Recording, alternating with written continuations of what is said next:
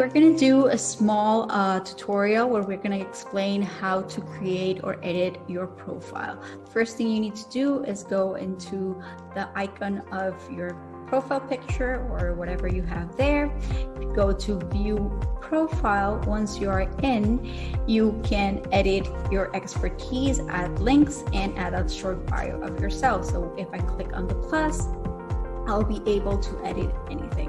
So here under my the first thing you want to do is add a little description about yourself.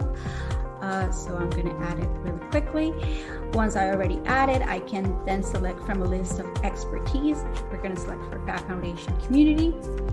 And once we are there, we can add a couple of links.